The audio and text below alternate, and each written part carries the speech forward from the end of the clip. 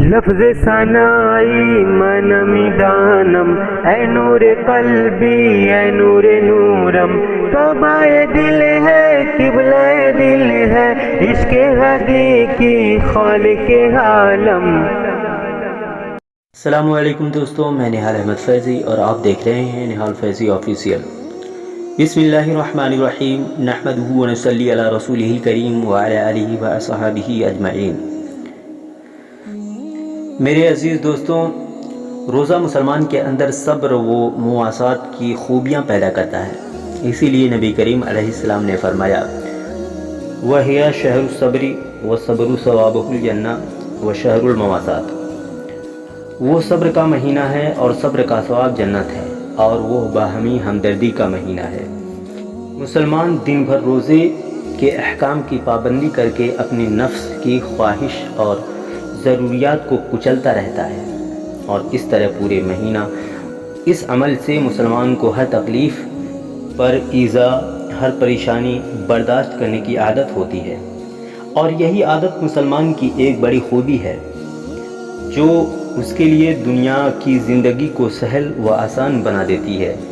جو لوگ ذرا سی تکلیف پر تڑپ جاتے ہیں، ان کے لیے دنیا کی زندگی بہت ہی دشوار بن جاتی ہے، لیکن مسلمان بھوک، پیاس، بیماری، لوگوں کا غصہ، لوگوں کی گالیاں، سب ہی کچھ برداشت کرنے کا عادی ہوتا ہے۔ اسے جو بھی نقصان پہنچتا ہے، اس کی زبان پر اِنَّا لِلَّهِ وَإِنَّا إِلَيْهِ رَاجِعُونَ کا صبر بھرا کلمہ ہی جاری ہوتا ہے۔ اس کی زبان سے تکلیف کے وقت جب اس بات کا اعلان ہوتا ہے کہ میں اور یہ ساری دنیا اللہ ہی کے لیے ہیں اور ہم سب کو اس کی طرف لوٹ جانا ہے، تو اللہ اپنے اس بندے پر اپنے رحم و کرم کا دروازہ کھول دیتا ہے، اس کی تمام تکالیف کو دور کر دیتا ہے، اور وہ اس دنیا میں اس گلاب کے پھول کی طرح ہو جاتا ہے جس کی ٹہنی پر کانٹے ہی کانٹے نظر آتے ہیں، لیکن اس کی خوشبو ہر ایک کو اپنی طرف کھینچتی ہے۔ اللہ تعالیٰ کا ارشاد ہے، یا ایھا الذین آمنوا استعینوا بالصبر والصلاۃ ان اللہ مع الصابرین۔ اے ایمان والو، صبر اور نماز سے مدد طلب کرو، بے شک اللہ تعالیٰ صبر کرنے والوں کے ساتھ ہے۔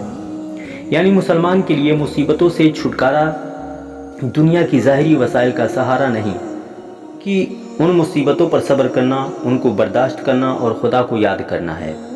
جب مسلمان یہ صحیح ذریعہ اختیار کرتا ہے تو خدا رحیم و کریم اس کا معاون و مددگار بن جاتا ہے، اور یا تو ان مصیبتوں کو دور فرما دیتا ہے، اور یا تو مسلمان کو ایسی قوت عطا فرماتا ہے کہ مصیبت کی سختی کے باوجود وہ مطمئن نظر آتا ہے۔ ذرا ماضی کی تاریخ پر نظر ڈالیے۔ حضور علیہ السلام، صحابہ کرام، ہمارے اسلام اور بزرگوں پر کیا کیا مصیبتیں نہیں آئیں، لیکن نہ تو وہ ان سے بے چین ہوئے اور نہ ہی ان کا مشن اور کام رکا۔ نبی کریم علیہ السلام کا حال یہ تھا کہ جب آپ کو کوئی پریشانی ہوتی تو نماز کی طرف آتے اور یہ آیت تلاوت فرمایا کرتے تھے۔ حضور علیہ السلام فرماتے تھے، صبر من الایمان بمنزلۃ الرأس من الجسد۔ صبر ایمان کا ایسا ہی اہم حصہ ہے جیسے جسم کے لیے سر۔ نفس کو اس کی ناجائز خواہشوں سے نہ صبر ہے، پیٹ اور شرمگاہ کی خواہش کو حرام طریقے سے پورا نہ کرنا عفت ہے، مال و دولت کی ہوس سے رکنا قناعت ہے، غصہ پر قابو رکھنا حلم ہے، اور یہ سب صبر ہی کی قسمیں ہیں۔ اور مسلمان کے اندر ان خوبیوں کا ہونا اس کے لیے عزت و عظمت اور سکون کا ذریعہ ہے۔ بس مسلمان کو چاہیے کہ وہ گناہوں سے صبر کرے، یعنی خود کو ہر اس کام سے روکے جو شریعت کے خلاف ہو، خدا کی اور نبی کریم علیہ السلام کی اطاعت و فرمانبرداری پر صبر کرے، یعنی اللہ اور اس کے رسول کے احکام کی پابندی کے لیے رات کو جاگنا پڑے، دن کو بھوکا رہنا پڑے، گرمی یا سردی برداشت کرنی پڑے، دولت خرچ کرنا پڑے، وطن چھوڑنا پڑے، جو کچھ بھی ہو صبر کرے، لیکن اطاعت نہ چھوڑے، اور ہر مصیبت پر صبر کرے کہ بھوکا ہو، بیمار ہو، پریشان ہو، لیکن واویلا چیخ و پکار نہ مچائے۔ غرض کی صبر کی خوبی پیدا کر لینا بے حد مفید ہے، لیکن حقیقت یہ ہے کہ بہت دشوار بھی ہے، اور کوئی بھی کمال یا کوئی بلند مرتبہ چاہے دنیا کا ہو یا دین کا بغیر دشواری کے نہیں ملتا۔ بس دشواری کے باوجود مسلمان کو صبر کا کمال حاصل کرنے کی کوشش کرنا چاہیے اور ہر وقت دعا کرنا چاہیے، ربنا افرغ علینا صبرا وثبت اقدامنا وانصرنا علی القوم الکافرین، افرغ علینا صبرا وتوفنا مسلمین۔ اے ہمارے رب، ہم پر صبر انڈیل اور ہمارے قدم جمائے رکھ اور کافروں پر ہماری مدد فرما۔ اے ہمارے رب، ہم پر صبر انڈیل دے اور ہمیں اس حالت میں موت دے کہ ہم مسلمان ہوں۔ ہر مسلمان مرد و عورت کو یہ دعائیں یاد ہونا چاہیے کہ ہر نیکی کی توفیق دینے والا رب ہی ہے، صبر کی توفیق بھی وہی نصیب فرمائے گا اور اس کا اجر بھی وہی عطا فرمائے گا۔ ارشاد خداوندی ہے، وَاصْبِرْ وَمَا صَبْرُكَ إِلَّا بِاللَّهِ، صبر کرو اور نہیں ہے تمہارا صبر مگر اللہ ہی کی توفیق سے۔ نبی کریم علیہ السلام کے ارشاد کے مطابق ثوابہ الجنہ، صبر کا بدلہ جنت ہے۔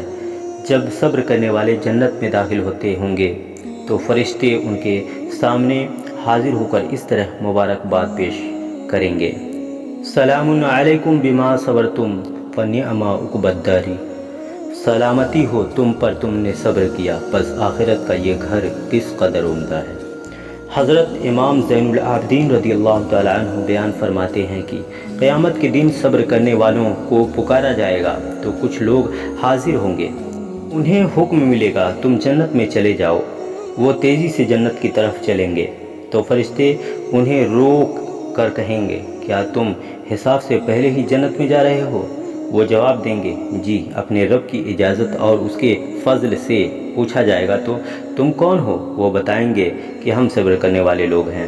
پوچھا جائے گا تم نے کس طرح صبر کیا؟ وہ کہیں گے ہم نے اپنے نفسوں کو اللہ کی اطاعت پر قائم رکھا اور اس کو نافرمانی سے بچائے رکھا، اور ہم نے دنیا کی مصیبتوں پر صبر کیا۔ پس فرشتے ان سے کہیں گے تم جنت میں داخل ہو جاؤ کہ نیک عمل کرنے والوں کا اجر بہت ہی اچھا ہوتا ہے۔ حضرت سلیمان علیہ السلام کے زمانے کی بات ہے کہ ایک شخص نے ایک نہایت ہی قیمتی بلبل خریدی جو خوب بولتی اور ہر وقت چہچہاتی تھی۔ ایک دن اس کے پنجرے پر آ کر ایک طوطا بیٹھا اور کچھ بول کر اڑ گیا۔ اس وقت سے بلبل نے بولنا چھوڑ دیا۔ وہ شخص حضرت سلیمان کی خدمت میں حاضر ہوا اور اپنی بلبل کا حال بیان کیا۔ آپ نے پنجرہ منگا کر بلبل سے اس طرح خاموش ہونے کی وجہ پوچھی۔ بلبل بولی، حضرت میں اپنے وطن، جنگل اور آزادی کو یاد کر کے روتی ہوں۔ لوگ اسے گیت سمجھتے ہیں اور مجھ سے محبت کرتے ہیں۔ طوطے نے سمجھایا کہ تیری بے صبری ہی اس قید کا سبب ہے، تو صبر کر، خاموش رہ، تجھے آزادی مل جائے گی۔ لہذا اب میں نے صبر کر لیا، چہچہانا چلانا چھوڑ دیا ہے۔ حضرت سلیمان نے مالک سے کہا یہ اب نہیں بول سکتی۔ مالک بولا تو اب میں اس کو پال کر کیا کروں گا؟ میں تو اس کی آواز اور گانے کا عاشق تھا۔ اس نے پنجرہ کھولا اور بلبل کو آزاد کر دیا۔ اب وہ پھر بولی کہ پاک ہے وہ رب جس نے مجھے انڈے میں بنایا، ہوا میں اڑایا اور پنجرے میں صبر دے کر آزاد کرایا۔ بہرحال صبر ایک عظیم خوبی ہے۔ مسلمان جب پورے مہینہ رمضان کے روزے رکھتا ہے اور پوری طرح شریعت کے احکام کی پابندی کرتا ہے تو روزہ اس کے اندر صبر کی قوت پیدا کر دیتا ہے۔ اسی لیے نبی کریم صلی اللہ علیہ وسلم نے اس مہینے کو شہر الصبر، صبر کا مہینہ فرمایا۔ اللہ تعالیٰ ان روزوں کی برکت سے ہمیں بھی یہ خوبی عطا فرمائے، آمین۔ وصلی اللہ تعالیٰ علی خیر خلقہ محمد وعلی آلہ واصحابہ اجمعین برحمتک یا ارحم الراحمین۔ دوستو آج کی ویڈیو یہیں تک، انشاءاللہ کل ملتے ہیں ایک اور ویڈیو کے ساتھ۔ تب تک کے لیے اپنا خیال رکھیں، خدا حافظ۔